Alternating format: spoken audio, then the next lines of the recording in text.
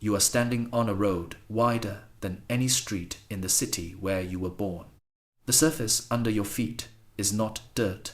It is volcanic stone, cut and laid flat, sealed with a compound the engineers mixed from lime and mica. The mica catches the morning light. The whole avenue glitters. To the north, the road extends so far that the structures at its end appear to float. To the south, the road continues past what you can see. It is not a road into the city.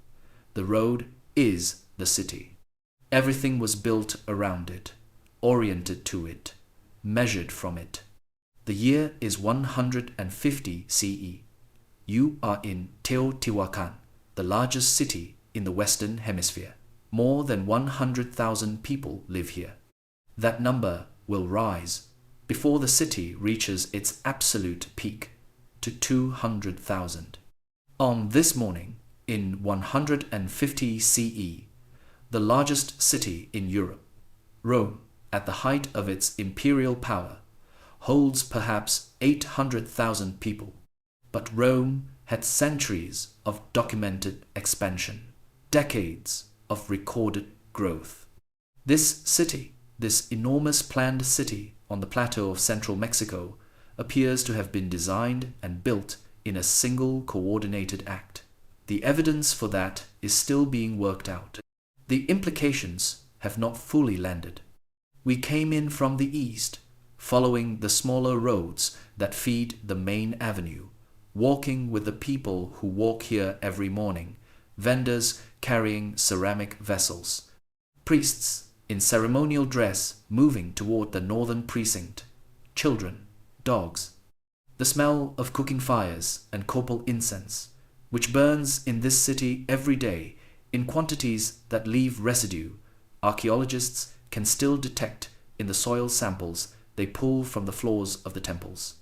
The first thing to understand about Teotihuacan is that we do not know what the people who built it called it.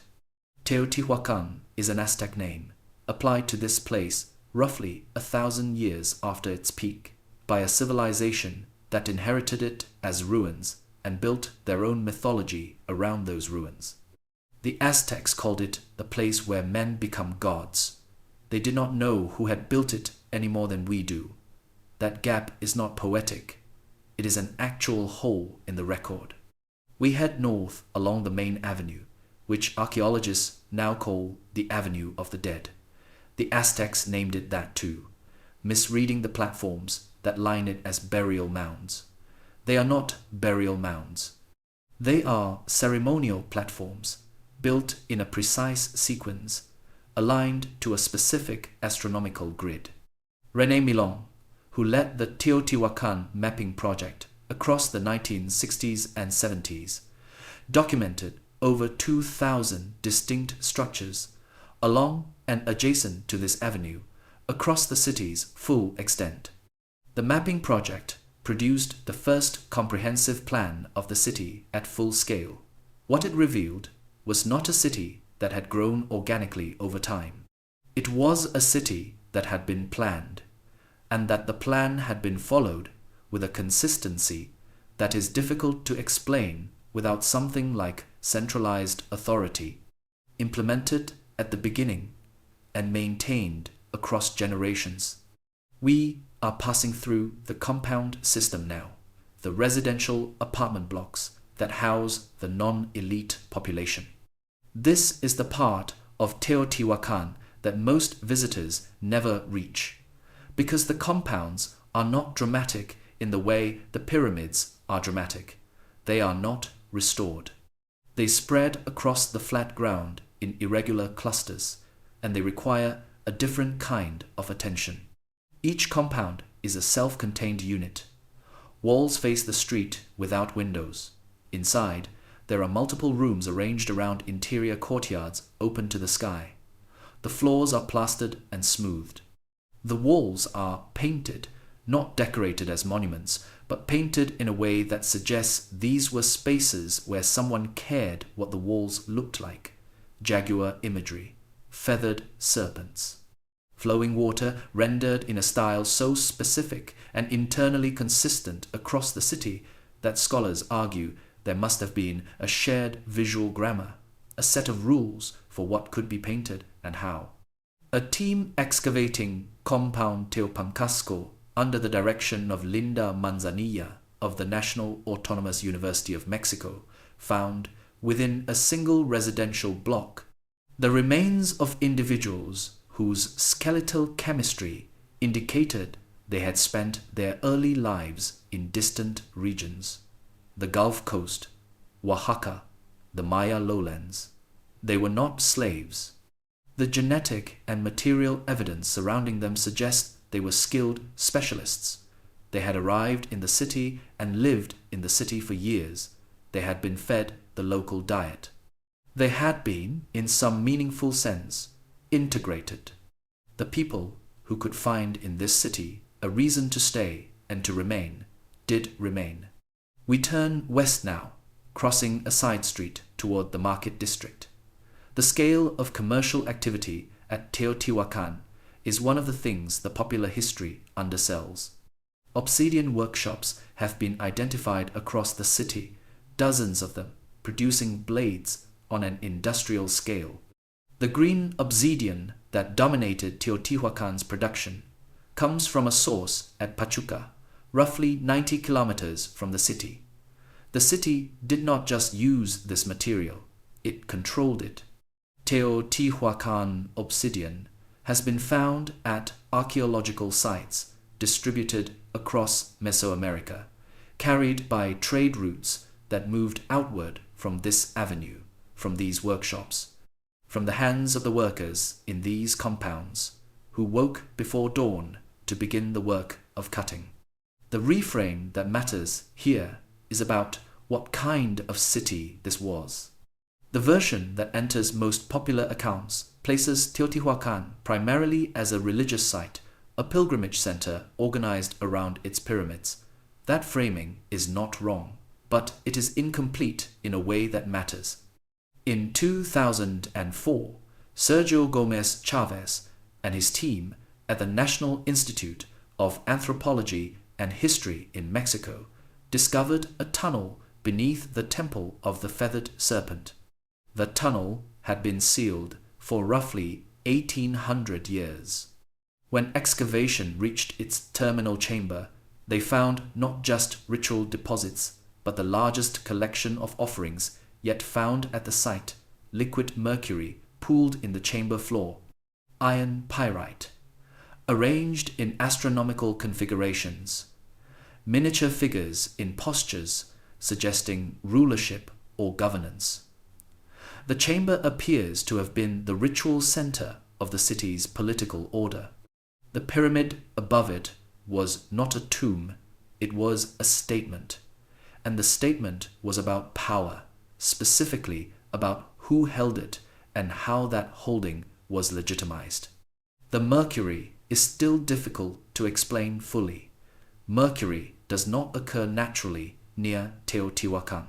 It had to be transported in quantity from distant sources in what is now the Mexican states of Querétaro or Guerrero. Someone organized that transport. Someone decided that a chamber no living person was meant to enter should contain a mirror made of liquid metal, a surface that reflects and distorts simultaneously. The people who made that decision were not mystics. They were administrators of the largest urban complex in the hemisphere, and they were making a choice about what the foundational space of their city should contain. We emerge now from the market district onto the plaza at the base of the Pyramid of the Sunday. It is early enough that the crowd is thin. The pyramid rises 71 meters on its south face, covering roughly 9 hectares at its base. Those numbers are accurate and do not convey what it feels like to stand next to this structure.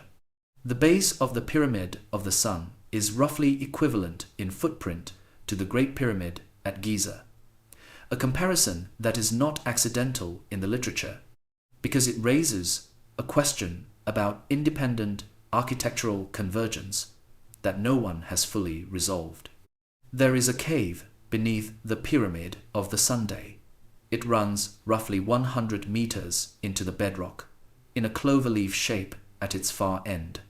The cave predates the pyramid. The pyramid was built over the cave. The cave contains evidence of ritual use extending back before the city itself reached its current form.